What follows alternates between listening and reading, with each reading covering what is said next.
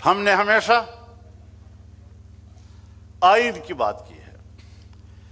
آئین میثاق ملی ہے. آئین پوری قوم کے درمیان ایک مشترک عہد و پیمان کا نام ہے. اگر میری گفتگو میں تلخی آتی ہے، کوئی ایک لفظ مقتدر قوتوں کو پسند نہیں آتا، تو مجھے غدار بھی کہا جاتا ہے، مجھے ریاست کا دشمن بھی کہا جاتا ہے. اور جو لوگ آئین کے کو چند اوراق کا بوجھ تصور کرتے ہیں، جو لوگ آئین کی کوئی قدر و قیمت ان کی نظر میں نہ ہو، وہ اپنے آپ کو ریاست کا محافظ کہتے ہیں. میں ببانگ دہل آج کے اس جرگے کی تائید کے ساتھ واضح اور واشگاف الفاظ میں کہتا ہوں کہ ہم ریاست کے وفادار ہیں، ہم آئین کے وفادار ہیں، ہم ملک کے وفادار ہیں. اور اگر آئین سے بغاوت کی ہے تو تم لوگوں نے کی ہے. جس آئین کا تم نے حلف اٹھایا ہے، اس آئین کے حلف کو تم توڑ رہے ہو، ہم نہیں توڑ رہے ہیں.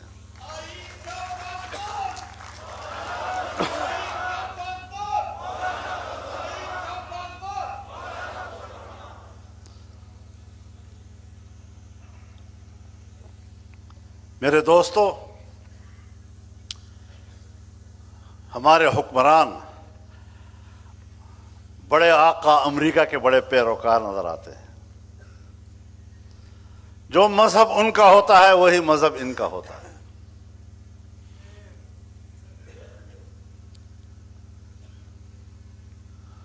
امریکہ نے کہا میری جنگ دہشت گردی کے خلاف ہے. دہشت گردی کی کوئی تعریف بھی نہیں تھی کسی کتاب میں، لیکن افغانستان میں دہشت گردی کے خلاف جنگ کے نام پر امریکہ نے فوجیں اتاری، تو ہمارا حکمران مسلمان بھائی کے شانہ بشانہ کھڑے ہونے کی بجائے امریکہ کے شانہ بشانہ کھڑا ہو گیا. امریکہ کا اتحادی بن گیا. رسول اللہ صلی اللہ علیہ وسلم نے فرمایا لَتَتَّبِعُنَّ سُنَنَ مَنْ قَبْلَكُمْ شِبْرًا بِشِبْرٍ وَذِرَاعًا بِذِرَاعٍ حَتَّى لَوْ دَخَلُوا جُحْرَ ضَبٍّ تَبِعْتُمُوهُمْ. قالوا يا رسول الله اليهود والنصارى قال فمن. ایک دن آئے گا کہ تم بالشت بالشت اور قدم قدم پچھلی قوموں کی اس طرح پیروی کرتے نظر آؤ گے جس طرح کے اگر گوہ بھی اپنے غار میں گھسنے لگے تو تم وہاں بھی ان کا پیچھا کرتے رہو، تابعداری کرتے رہو. صحابہ کرام نے عرض کیا یا رسول اللہ ہم یہود و نصارہ کے تابع ہوں گے؟ آپ نے فرمایا پھر اور کون ہو سکتا ہے.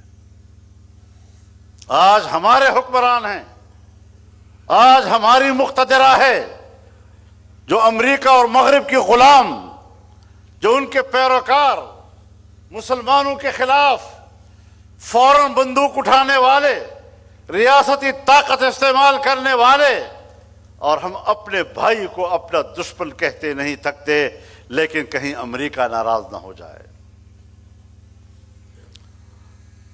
وہ امریکہ جو آج کہتا ہے، آج کبھی کہتا ہے میکسیکو ہمارا ہے، آج کے بعد یہ امریکی ریاست تصور کیا جائے گا. کبھی کہتا ہے فلسطین کے مسلمانوں کو مصر اور اردن میں آباد کر دیا جائے، اور امریکہ کا کٹھ پتلی نیتنیاہو کہتا ہے کہ سعودی عرب کے اندر فلسطین کو بسایا جائے. یعنی ہمارا کوئی گھر نہیں ہے، ہمارے ہر گھر پر تمہارا قبضہ، ہمارے گھر کی ملکیت تمہارے پاس. اور اگر آپ کے اس دعوے کو ہم تسلیم نہ کریں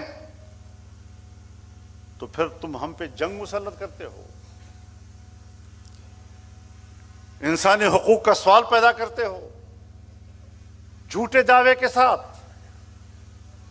آج پھر امریکہ اس بات پر غور کر رہا ہے کہ افغانستان میں دوبارہ جنگ شروع کر دی جائے، اور ہم ایک بار پھر افغانوں کو آپس میں لڑانے کے لیے ایک پراکسی اسٹیٹ کا کردار ادا کرنے کے لیے تیار ہو رہے ہیں۔ اب باتیں چھپتی نہیں ہیں، اپنے مسلمان بھائیوں کو دشمن کہنا اور عالمی کفر کو اپنا آقا کہنا اور اس کی اتحادی ہونے پر فخر کرنا، اس سے بڑھ کر نہ اسلام دشمنی اور ہو سکتی ہے، نہ پاکستان دشمنی اور ہو سکتی ہے۔ ہمیں صاف ستھرے نظریات کے ساتھ آگے جانا ہوگا۔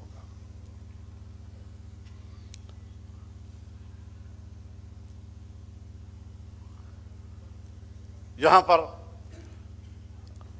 اگر پشتون اپنے حقوق کے لیے اکٹھے ہوتے ہیں تو ہم ان پر گولیاں چلاتے ہیں،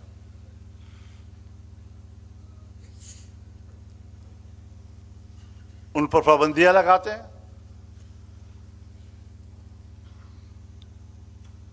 میں سوچتا ہوں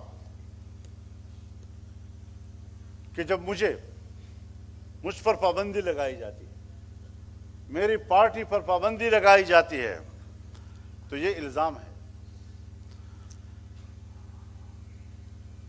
اس الزام کی سزا مجھے اس وقت دی جا سکتی ہے اگر میرے خلاف کھلی عدالت میں مقدمہ چلایا جائے، میرے اوپر الزام ثابت ہو جائے، پھر ریاست کو مجھے سزا دینے کا حق حاصل ہے۔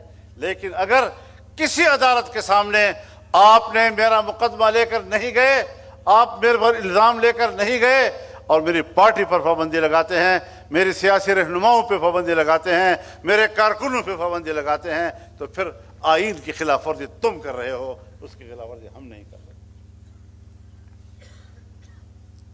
سیاست میں تشدد، ہم تو اس کے خلاف ہیں۔